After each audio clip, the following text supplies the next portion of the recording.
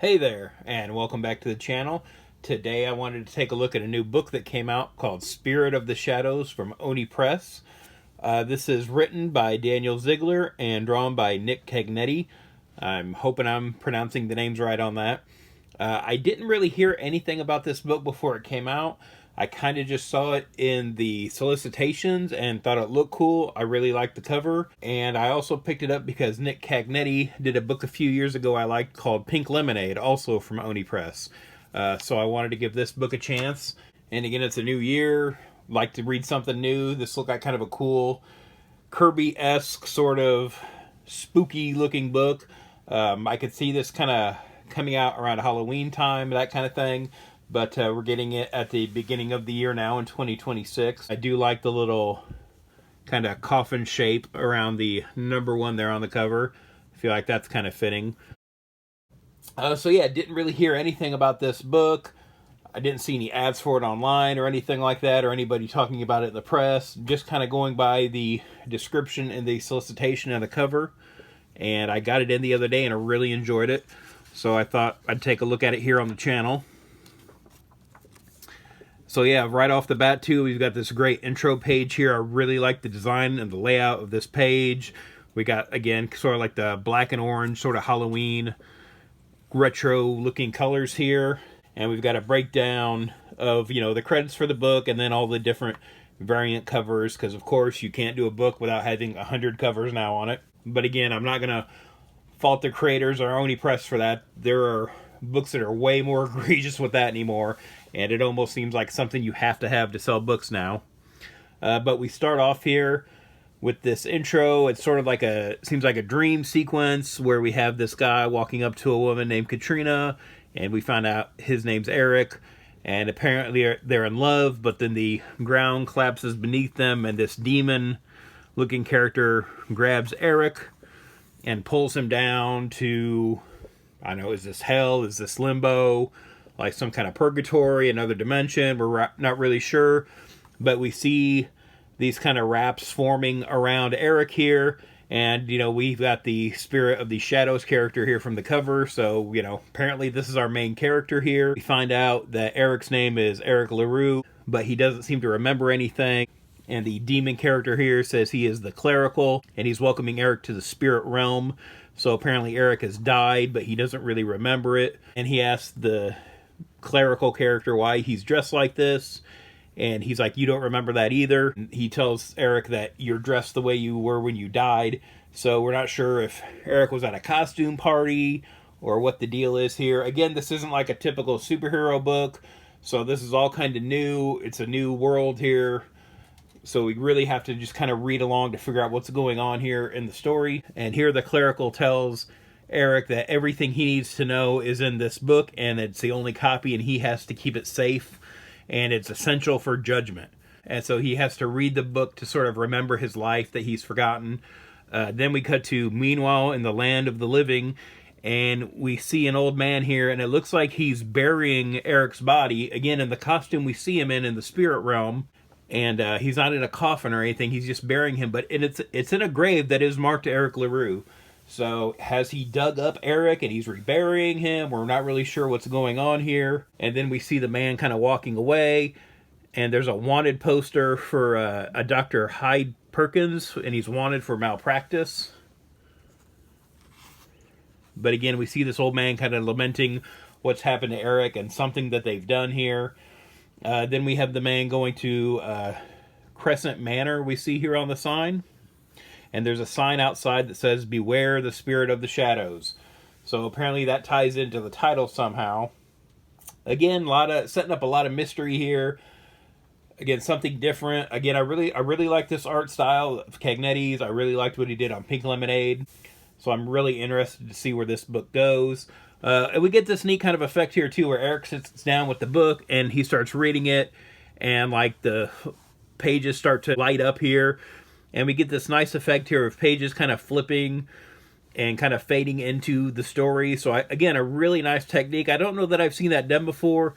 And if you look here, we can kind of see Eric's face reflected in the pages here. Again, really nice sort of motion and a technique for, like, a two-dimensional static comic book. So I really like that. And we see Eric here at the end saying it's all slowly coming back to me. So now we get these sort of flashback pages, and I'm not sure if this is showing up well on camera, but the colors are a little more muted here. The blacks aren't like as a saturated black as the rest of like the inks throughout the book.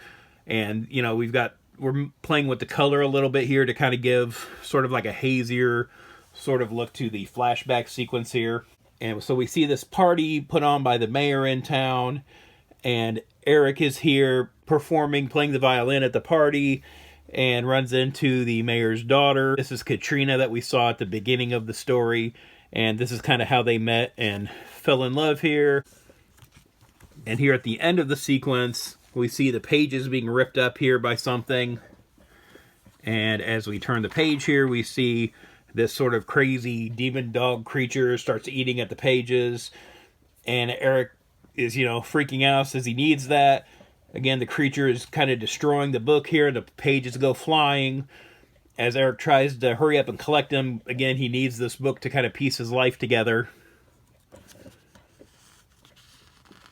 And he realizes he has to do this for Katrina. Then we cut back to, I guess, the living world. And we have the doctor from earlier. And someone is at his door, and he's kind of hiding.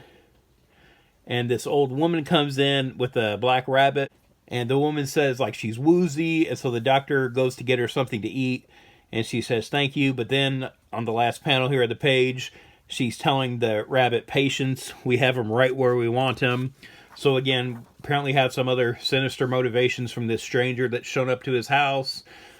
Not really sure what's going on with that yet, of course. But then we cut back to Eric in the spirit realm here. And he finds a woman kind of clinging to a cliff here. And we've got some more of these demonic creatures kind of attacking her here. And Eric sort of forms a violin again from, I guess, spirit energy. I'm not really sure what you call it. But again, this seems to be sort of like maybe one of his abilities here. And he starts playing the violin to repel the creatures. Again, kind of a cool thing. You know, not like a typical superpower you'd see in a comic book. And so he rescues the woman, and she says that her name is Elizabeth, and Eric comments that she doesn't look like she belongs here. And then she says that her book was tore up by one of these creatures, like, again, what Eric's trying to avoid. So we see this could maybe be Eric's fate if he's not successful in keeping his book together.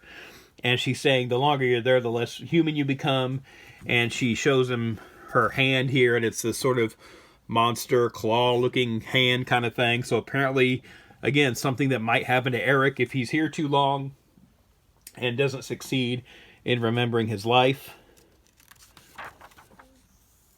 Now we cut back to the doctor at home and the mysterious woman and her rabbit. The woman asks if this is the haunted mansion that everyone's always talking about, and the doctor says, I wouldn't know anything about that. And she starts reciting like some of the local legends about the place, and he says, I can assure you, I don't know what you mean, but he hits this sort of hidden mechanism here, slams this door shut to this room where it looks like there's some sort of weird machinery going on here. So the doctor's got something up his sleeve here going on with the house. And the woman says, does the name Eric LaRue mean anything to you? And he's like, how do you know about him? And the woman and the rabbit start transforming here. And so we find out this woman is really a witch. And here we have this reveal where her name is Helena Hextress. And she's looking for the spirit of the shadows. And she says, Eric LaRue killed my sister. I'm here to make him pay. So apparently this woman is a witch. The black rabbit, I assume, is like her familiar, or will have some kind of relationship with her in this. Then we cut back to Eric in the spirit realm, and they find some of his pages from his book. So he's like, well, it's a start. And so we get these flashbacks, and we've got Eric here in, you know, the costume, dragging this woman to the Dr. Perkins that we saw on the wanted poster earlier in the book. The doctor mentions they've had dozens of bodies and nothing but failures, and is it worth another death? And Eric says, of course it is, we can't stop. Katrina is counting on us. So it appears here that maybe Katrina has died, or something else has happened to her, I'm assuming death. But they're using these women that they're apparently kidnapping, trying to resurrect them maybe, so they can resurrect Katrina, and they're using these women as guinea pigs maybe or something. Again, we're not 100% sure on what's happened here, but that's kind of how this reads here in the story. Then we have this montage of women hooked up to this machine that are still dead, and then all these missing posters that are around town, presumably for all these missing women they've been kidnapping. And so back in the spirit realm, Elizabeth is asking Eric, what's wrong? What does it show? Because now he kind of remembers what has happened, and Eric is sort of coming to terms with what he's done. This might be how the suit is involved too. He was using this suit when he was capturing these women. But then we see here at the end that Helena's sister was Elizabeth, and that's who Eric is sort of running around here in the spirit realm. So apparently she was one of their victims. And so now Helena has come here seeking revenge. So apparently the Doctor and Eric aren't maybe the heroes of the story, as we're maybe led to believe by like the cover and most of the story here. But yeah, we don't really know what's going on yet, what they were trying to accomplish here, how many women are missing, that kind of thing. But again, I think this is a really good first issue. It brings up a lot of questions, but it's intriguing. I don't feel like I've been left hanging here. I mean, there is sort of a cliffhanger there at the end, but this makes me want to come back and read the next issue.